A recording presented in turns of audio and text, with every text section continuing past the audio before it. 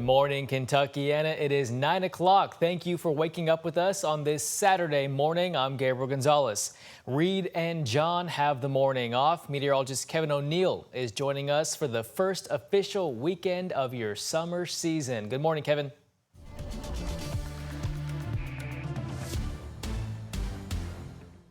Good morning to you. Good morning to you as well. It's going to be a midsummer heat wave coming here in late June. It's the first day of summer, and yeah, we certainly found the heat switch for some of these readings we're going to get today. Nothing to track on a radar right now, but again, weekend highs today and tomorrow into the low to mid 90s. I got us down for 94 in Louisville. Again, the hot spell lasting through midweek, and then we cool down to the upper 80s by next weekend. Storm chances as well later on in the week. Just a portion of our viewing audience, especially southern Indiana, with a heat advisory right now. And even though most of you are not technically in a heat advisory, just a heads up, it's going to be, again, it's going to feel like a midsummer heat wave today with some of the readings we're going to get. So again, here are the highs you can anticipate today. Again, low to mid 90s across our viewing area. We'll go through the rest of the week's forecast in a few minutes. We'll see you then. All right, thank you, Kevin. A major advisory to boil water has people across Henry County taking extra precautions. The water company there confirmed a positive test of E. coli in its system on Friday. WHAS11's Jose Alonso and photojournalist Emma Gefter have the story from Henry County. In Eminence, Kentucky, local diners like Puckett's Family Restaurant had to think twice when it came to safely serving customers. We are using bottled drinks, 2 liters, to fill up their drinks, and we can still wash dishes in the dishwasher. It's still hot water, and we're having to boil water to wash other dishes too. This after the Henry County Water District issued a water boil advisory on Friday after a positive E. coli test Thursday. For evening diners like Jane Ross of Campbellsburg, this alert came as a surprise. Late this afternoon, I went to the bank and saw a notice taped to the door that said there was a boil water advisory, that there was E. coli in the water, and I had no idea. I had been using water at my house all day. The general manager also told me they took the initiative to completely shut down and lock up the fountain machine and went down to the nearest store to pick up bottled drinks to serve to customers until this advisory is lifted. This first round on the wings or second? Also impacted by the advisory is Hometown Pizza, who couldn't open for the first 6 hours of their day. We use water to make our dough. And we, of course, had already made our dough for the morning, so we tossed all of that out. We went and got some safe drinking water from a facility, and we're actually just now getting opened back up. The pizzeria also went into sanitation mode. They limited drinks on what they had bottled and encouraged customers to bring their own if they wanted. It freaks you out. I mean, you have to make sure you reassure your employees, the community, everybody that we are doing what we need to do to make sure that they're safe. According to customers like Jane, the trust to keep them safe is solid within this rural community. We know the people here so well, and I felt confident that they would follow every precaution in what we would eat here. The Water District says they will continue testing the contaminated site and expect this problem to be resolved within 24 hours. In Henry County, Jose Alonso, WHAS11 on your side.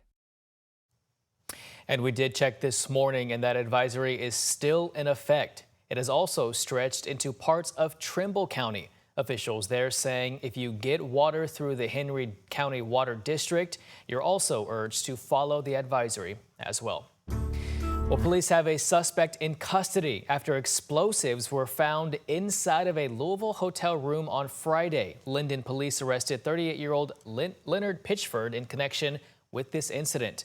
Police were called to Spring Hill Suites on Forest Green Boulevard. Hotel staff said Pitchford had not checked out of his hotel room and was not responding to their attempts to contact him on Friday afternoon. According to court documents, as the staff opened the door, they noticed an electrical cord was being used to lock up the swing lock. As staff pushed the door open, they heard a loud explosion and then saw a bright flash of light.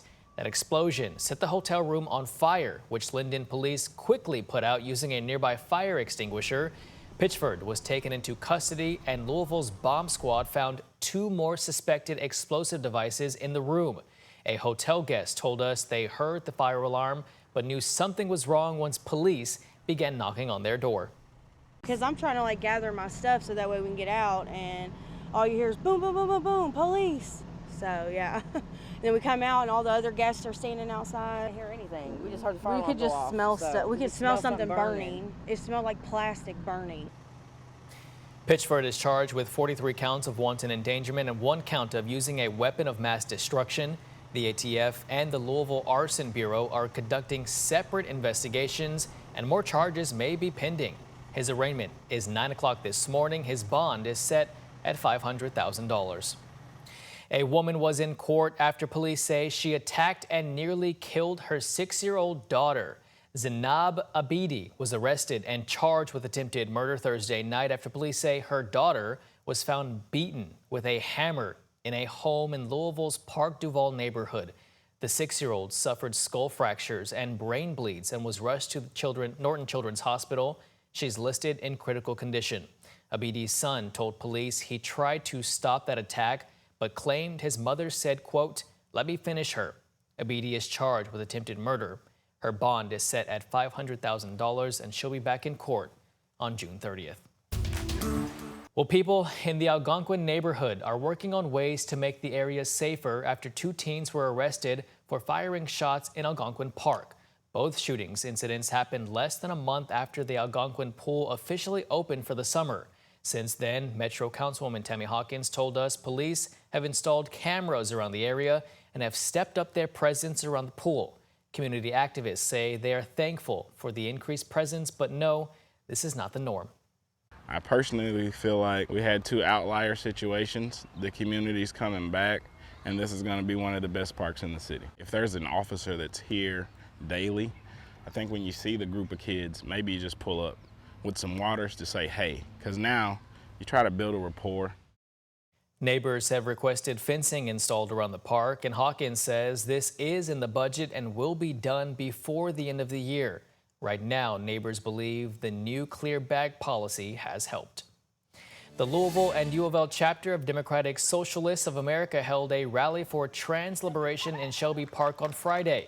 The campaign is hoping that Louisville will declare itself a sanctuary for transgender people by refusing to comply with restrictions on trans health care. The rally is in response to the Supreme Court upholding the ban on gender-affirming care in Tennessee.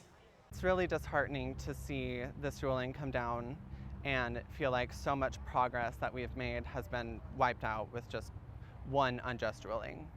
And so it's really important right now that we stand up for transgender people and transgender children in particular.